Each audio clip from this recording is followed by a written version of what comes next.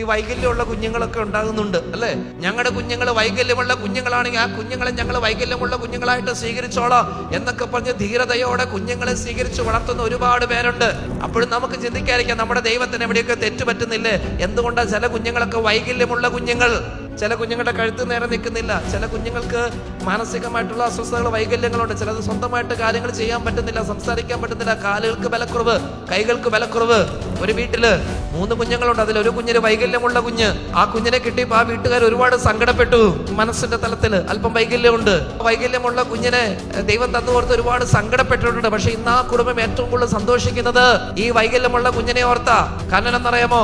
ഈ വൈകല്യമുള്ള കുഞ്ഞ് വീട്ടിലുള്ളതുകൊണ്ട് വീട്ടിൽ ആർക്കും കരയാനും പറ്റില്ല, വീട്ടിലാർക്കും ദേഷ്യപ്പെടാനും പറ്റില്ല. കാരണം എന്നറിയാമോ? വീട്ടിലാരെങ്കിലും കരയണ കണ്ട ഈ കുഞ്ഞിന് വിഷമാ.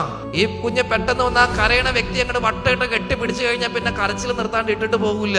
അതുകൊണ്ട് ഇവനെ സങ്കടപ്പെടുത്തണ്ടല്ലോ എന്ന് കരുതി ആരും സങ്കടം ഉണ്ടെങ്കിലും ഉള്ളിൽ ഒതുക്കുള്ളൂ, ആരും കരയില്ല. ആരും സങ്കടപ്പെടണം ദേഷ്യപ്പെടണം അവന് ഇഷ്ടമല്ല. ഈ വീട്ടുകാർ പറയാ, വർഷങ്ങളായി ഈ വീട്ടിൽ ആരെങ്കിലും ഒന്ന് ദേഷ്യപ്പെട്ടിട്ട് കരയാൻ സങ്കടം ഇല്ലാത്തോണ്ടൊന്നുമല്ല കരയാത്തത്, കരയാൻ ഇവൻ സമ്മതിക്കില്ല. അപ്പനും അവൻ പറഞ്ഞത്, സത്യത്തിൽ കുറെ വർഷങ്ങളായിട്ട് ഈ വീടിന്റെ സന്തോഷം എന്ന് പറഞ്ഞത് ഈ വൈകല്യമുള്ള കുഞ്ഞാണ്.